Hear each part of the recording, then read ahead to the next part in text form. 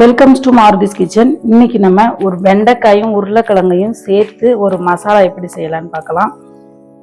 அடுப்புல கடாய் வச்சு எண்ணெய் ஊற்றி எண்ணெய் காஞ்ச பிறகு ஒரு ஸ்பூன் கடுகு உளுந்தம்பருப்பு, ஒரு ஸ்பூன் ஜீரகம்,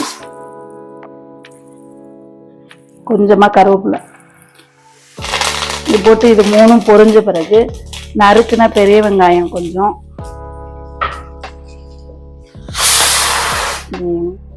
வெங்காயம் லைட்டா வதங்கினதும் நம்ம தோல் நீக்கிட்டு சின்ன சின்னதா கட் பண்ணி வச்சிருக்க உருளைக்கிழங்கு,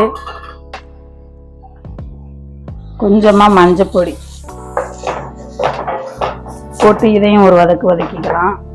உருளைக்கிழங்கு அரைப்பதம் வெந்த பிறகு நம்ம இன்ச்சு இன்ச்சா கட் பண்ணி வச்சிருக்க வெண்டைக்காய் போட்டு ஒரு ஸ்பூன் மிளகாத்தூள்,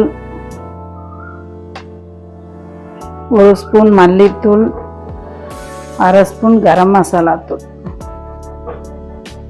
தேவையான அளவு உப்பு இதையும் போட்டு நல்லா வதக்கி வெண்டைக்காயோட கொலகொலப்பு தன்மை போகிற வரைக்கும் வதக்கிக்கோங்க.